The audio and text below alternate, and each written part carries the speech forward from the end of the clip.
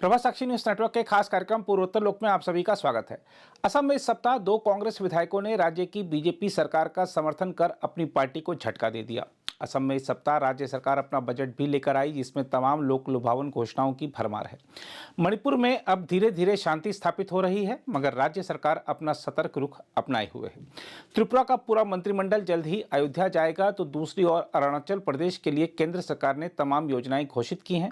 इसके अलावा भी पूर्वोत्तर भारत से कई प्रमुख समाचार रहे। आइए सब पर डालते हैं एक नजर और सबसे पहले बात करते हैं असम की। असम से आए समाचारों की बात करें तो आपको बता दें कि राज्य के मध्य भाग में बुधवार शाम को 3.7 तीव्रता का भूकंप आया। एक आधिकारिक बुलेटिन में यह जानकारी दी गई है। भूकंप से जानमाल या संपत्ति के नुकसान की तत्काल कोई सूचना नहीं है। राष्ट्रीय भूकंप विज्ञान केंद्र की रिपोर्ट में कहा गया है कि भूकंप शाम 7:23 पर आया और इसका केंद्र ब्रह्मपुत्र नदी के दक्षिणी तट पर कामरूप मेट्रोपॉलिटन जिले में 19 किलोमीटर नीचे था। इसके अलावा असम के मुख्यमंत्री हिमंत बिस्वा शर्मा ने बुधवार को कहा कि कांग्रेस विधायक कमलाख्या डे पुरकायस्थ और पूर्व मंत्री बसंत दास ने अभी अपनी पार्टी को छोड़े बगैर सरकार का समर्थन करने का फैसला किया है। पुरकायस्थ कांग्रेस की प्रदेश इकाई के कार्यकारी प्रमुख थे, जबकि दास तरुण गोगोई सरकार में मंत्री रहे थे। दास 2021 में मंगलदोई सीट से चुने गए थे। राज्य में बीजेपी के नेतृत्व वाली सरकार का नेतृत्व कर रहे शर्मा ने बजट सत्र के दौरान दोनों विधायकों का विधानसभा परिसर स्थित मुख्यमंत्री के कक्ष में स्वागत किया। शर्मा ने इस घटनाक्रम को उनकी ओर से कांग्रेस नेता राहुल गांधी को एक तोहफा बताया। यह पूछे जाने पर कि क्या कांग्रेस के ये दोनों विधायक बीजेपी में शामिल होंगे, शर्मा ने कहा कि 2026 के विधानसभा चुनाव से पहले इस बारे में फैसला किया जाएगा। इसके अलावा असम के मुख्यमंत्री हिमंत बिस्वा शर्मा ने मंगलवार को विधानसभा में कहा कि उच्च जनसंख्या राज्य के लिए एक बीमारी है, जो विभिन्न मापदंडों में इसके प्रदर्शन को प्रभावित करती है। शर्मा ने यह भी कहा कि राष्ट्रव्यापी स्वच्छता सर्वेक्षण में राज्य का खराब प्रदर्शन सरकार के बजाय समग्र रूप से लोगों को प्रतिबिंबित करता है। उन्होंने कहा कि इसे लेकर उचित नागरिक आंदोलन की जरूरत है। राज्य के बजट पर चर्चा में हिस्सा लेते हुए शर्मा ने कहा कि प्रतिशत की दृष्टि से राज्य के प्रदर्शन की तुलना अरुणाचल प्रदेश या मेघालय से नहीं की जा सकती, जिनकी आबादी असम से काफी कम है। उन्होंने कहा, प्रतिशत के संदर्भ में हमारी जनसंख्या का बोझ हमारे प्रदर्शन को प्रभावित करता है। इसके अलावा असम के मुख्यमंत्री हिमंत बिस्वा शर्मा ने कहा है कि राज्य में 1.59 लाख से अधिक लोगों को अब तक विदेशी घोषित किया गया है। उन्होंने कहा कि अन्य करीब 97,000 लोगों की संदिग्ध मतदाता के रूप में पहचान की गई है। गृह विभाग का भी प्रभार संभालने वाले शर्मा ने कहा कि राज्य में संदिग्ध मतदाताओं की नागरिकता के मुद्दे से निपटने वाले 100 विदेशी नागरिक अधिकरण वर्तमान में संचालित हो रहे हैं। इसके अलावा असम सरकार ने वित्त वर्ष 2024-25 के लिए 2.9 लाख करोड़ रुपए का बजट सोमवार को पेश किया। बजट में 774.47 करोड़ रुपए के घाटे का अनुमान लगाया गया है। इसमें किसी नए कर का प्रस्ताव नहीं है। असम की वित्त मंत्री अजंता नियोग ने अगले वित्त वर्ष के लिए वार्षिक वित्तीय विवरण पेश करते हुए कहा कि सरकार समाज से बाल विवाह को खत्म करने के लिए स्नातकोत्तर स्तर तक 10 लाख लड़कियों की शिक्षा का समर्थन करेगी। मणिपुर से आए समाचारों की बात करें तो आपको बता दें कि मणिपुर पुलिस ने इम्फाल ईस्ट जिले के चिंगारेल में इंडियन रिजर्व बटालियन यानी आईआरबी के शिविर से हथियार लूटने के आरोप में 6 लोगों को गिरफ्तार किया है।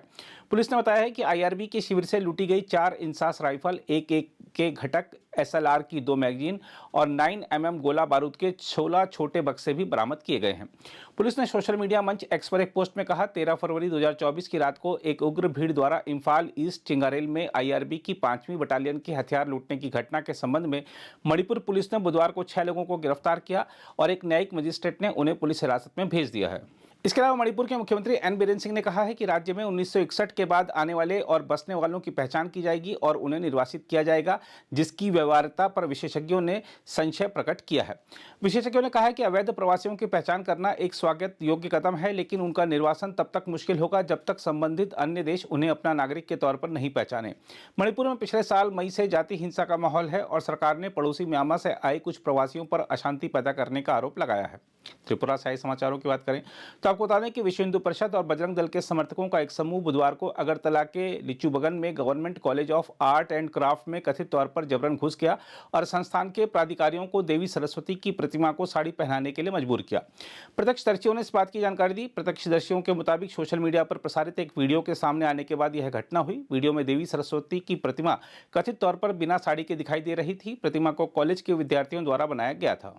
इसके अलावा त्रिपुरा के सभी कैबिनेट मुख्यमंत्री जल्द ही रामलला की पूजा करने के लिए अयोध्या स्थित राम मंदिर जाएंगे। राज्य के मुख्यमंत्री माणिक साहा ने यह जानकारी दी है। मुख्यमंत्री ने अगरतला से अयोध्या के लिए एक विशेष ट्रेन को हरी झंडी दिखाई। उन्होंने अयोध्या तक विशेष ट्रेन की व्यवस्था करने के लिए प्रधानमंत्री नरेंद्र मोदी और रेल मंत्री अश्विनी वैष्णव को धन्यवाद दिया। अगरतला रेलवे स्टेशन पर अयोध्या जाने वाली विशेष ट्रेन को हरी झंडी दिखाने के बाद साहा ने कहा, अयोध्या में रामलला की पूजा करने के लिए त्रिपुरा से 400 से अधिक श्रद्धालुओं को ले जाने वाली एक विशेष ट्रेन को हरी झंडी दिखाकर रवाना करना अच्छा लग रहा है।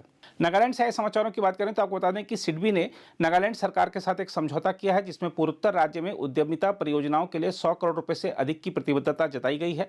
उल्लेखनीय है कि भारतीय लघु उद्योग विकास बैंक यानी सिडबी भारत में सूक्ष्म, लघु और मझोले उद्यम वित्त कंपनियों के समग्र लाइसेंसिंग और विनियमन के लिए शीर्ष नियामक निकाय है। अरुणाचल से समाचार की बात करें तो आपको बता दें कि केंद्रीय मंत्री नितिन गडकरी ने कहा है कि केंद्र सरकार ने अरुणाचल प्रदेश में सीमांत राजमार्ग यानी फ्रंटियर हाईवे के 93 किलोमीटर लंबे 2 खंडों के निर्माण के लिए 2378.72 करोड़ रुपए आवंटित किए हैं। उन्होंने कहा कि सड़क अवसंरचना के विकास का उद्देश्य सीमावर्ती क्षेत्रों में सड़क संपर्क को बढ़ाना और क्षेत्र में सामाजिक आर्थिक विकास को तेज करना है। अगर आप भी लेना चाहते हैं देश दुनिया की तमाम जानकारी तो आज ही सब्सक्राइब करें हमारे चैनल को। साथ ही नीचे दिए बेल आइकन को जरूर दबाएं ताकि हर अपडेट आप तक पहुंच सके।